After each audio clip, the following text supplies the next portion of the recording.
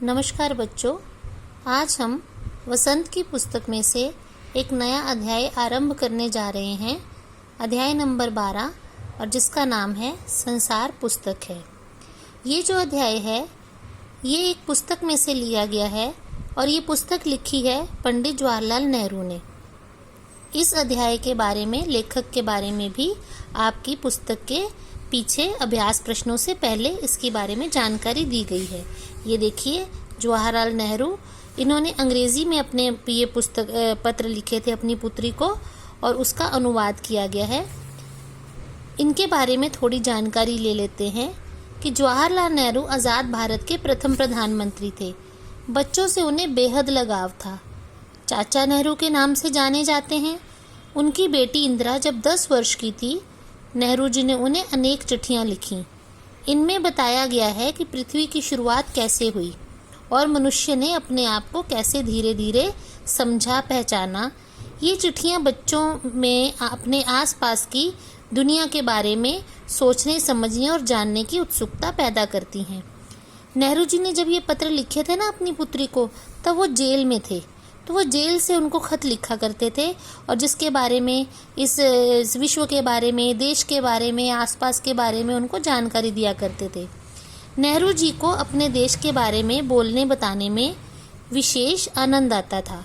ये सभी चिट्ठियाँ पिता के पत्र पुत्री के नाम पुस्तक में संकलित हैं। संसार पुस्तक है, इसी पुस्तक से साभार लिया गया है।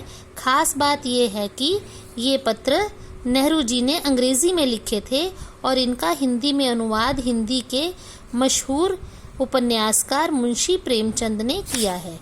तो आइए अब हम ये पाठ पढ़ना शुरू करते हैं। जब तुम मेरे साथ रहती हो तो अक्सर मुझसे बहुत सी बातें पूछा करती हो और मैं उनका जवाब देने की कोशिश करता हूँ। लेकिन अब जब तुम मसूरी में हो और मैं इलाहाबाद में, हम दोनों उस तरह बातचीत नहीं कर सकते।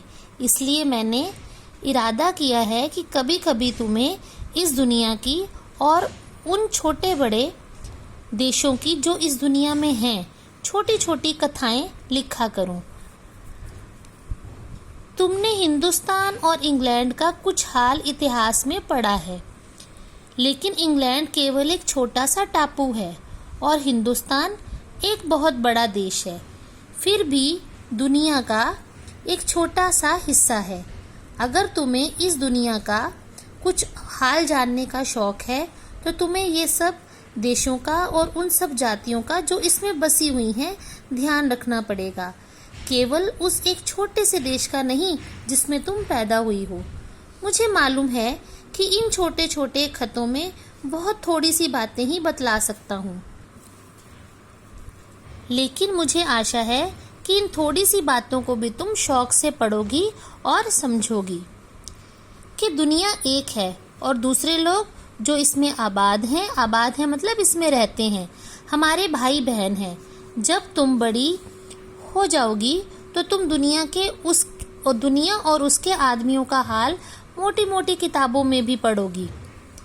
उसमें तुम्हें जितना आनंद मिलेगा उतना किसी कहानी या उपन्यास में भी ना मिला होगा। उपन्यास कहते हैं नॉवेल को, एक बहुत बड़ी कहानी जिसको उपन्यास कहा जाता है। ये तो तुम जानती ही हो कि ये धरती लाखों करोड़ों वर्ष पुरानी है और बहुत दिनों तक इसमें कोई आदमी ना था। आदमियों से पहले सिर्फ जानवर थे और जानवरों से भी पहले एक ऐसा समय था जब इस धरती पर कोई जानदार चीज ना थी। जानदार माने जिंदा।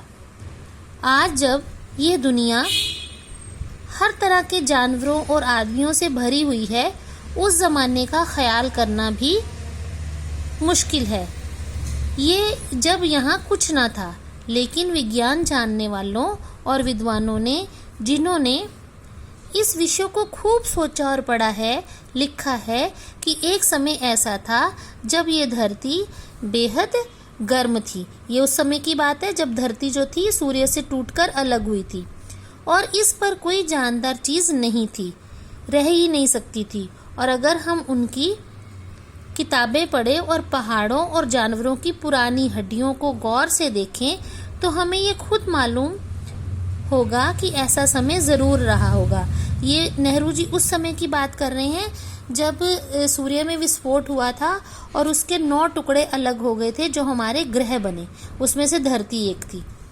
और धरती जो थी वो कई करोड़ों साल जो थी गर्म रही, लावे के रूप में रही, फिर धीरे धीरे इसकी ऊपर की जो क्रस्ट थी, ऊपर की जो परत थी वो ठंडी हुई और फिर उसके बाद इसमें जीवन धीरे धीरे शुरू हुआ। आगे बढ़ते हैं। तुम इतिहास की किताबों में ही पढ़ सकती हो, लेकिन पुराने ज़माने में तो आदमी पैदा ही ना हुआ था, किताबें कौन लिखता? तब हमें उस ज़माने की बातें कैसे मालूम हो?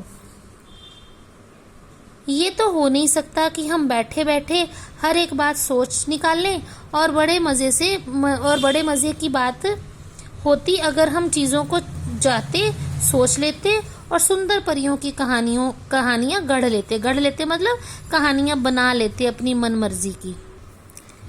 लेकिन जो कहानी किसी बात को देखे बिना ही गढ़ ली जाए, यानी जिसका कोई प्रूफ ना हो, वह ठीक कैसे हो सकती है?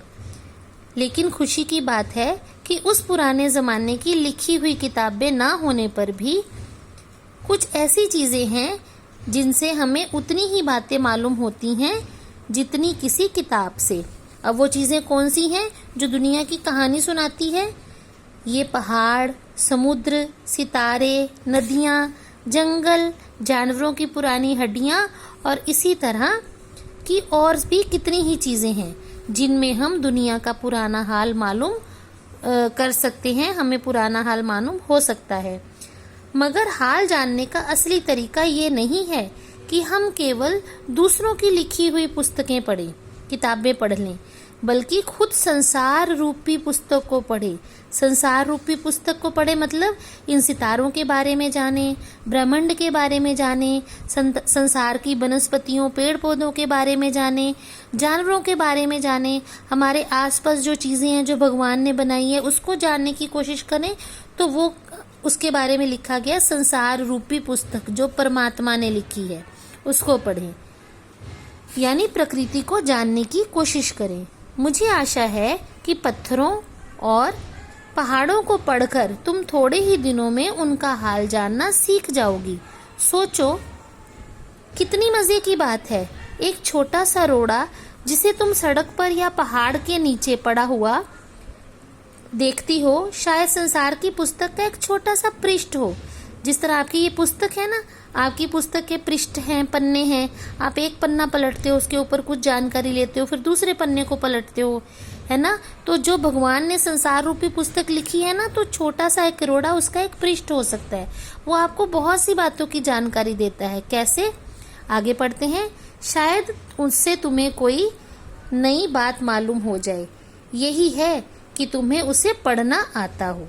ठीक है, शर्त यही है कि तुम्हें उसे पढ़ना आता हो।